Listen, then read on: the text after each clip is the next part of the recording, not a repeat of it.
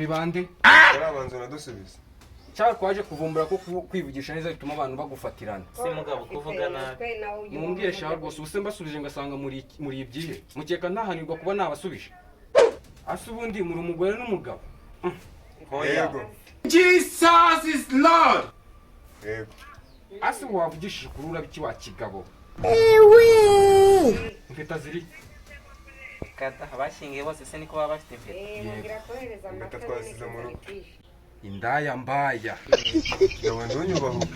kuvugishwa tugambo uzi kuri iwanjye sha uzi kuri iwanjye aho ubundi muri bande sha turabagenzi none muragiye hano hari umuhanda muhabona ikigaragara cyo banza twayobye kuyobona gusa banza bagiye gutanga igihembo ari mwebwe bagiye ubu turararahe none se hano hafi ntaho waturangira amacumbi naho nari nyazi ko bayaciyera barayasenye urashaka icumbi bimaramo igihe kingana iki umunsi umwe gusa toka satani mukararamo muraranye ubu ni ubusambanyi nuko wenda tutakwibwiye neza njye ndi umwarimu muri kaminuza nanjye ndi umunyeshuri nari nje kumuhugura hari chapitre atumvisha chapitre cya wavugishije ukurugura biki wa kigabo ariko ukuri nk'ahatakubwije ni ukuhe aha nawe washeze ubu ntiwakwitambika wamwica ubwo ninde washeze ahubwo tubwire inzu urayiduha cyangwa ntayo duha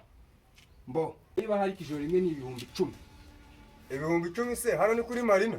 ngaho kuri marina uko ugenda uharebe shaka tuvugane vugana iki nawe uraguha ibihumbi 7 ibihumbi 7 rero ni umurararamo undi ayarehe abizi sarashaka yarara ariko wa mugabo we banze tumvikana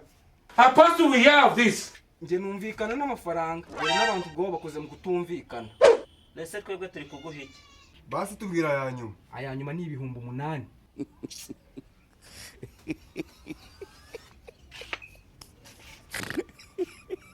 fata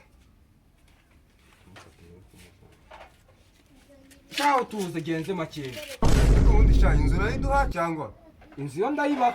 ariko sinzi irimo uyu mukobwa waraguha muhiki tekereza ndabimuha upfa kutazabyara ingaruka nzabyirengera aho ubundi umukobwa witwa nde yitwa Cecile ye muko ayo mazina ko ari abakobwa batoroshye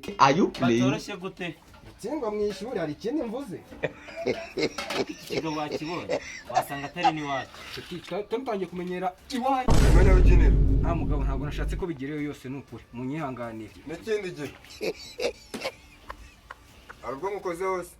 oya ko kareshya nk'ifuka mugabo ko nagutinye utinye ntinyamwiki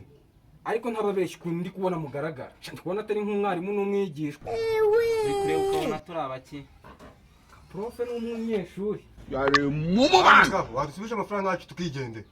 nubwo ntari inkoko nta nkoko irwa ntawe nabasubiza ntayiruka ariko uyu munsi iraruka ntacyo iraruka ariko nawe uri muri gereza ntacyo ariko yarutse tu ikaruka ariko nawe wagiye muri gereza ntaribi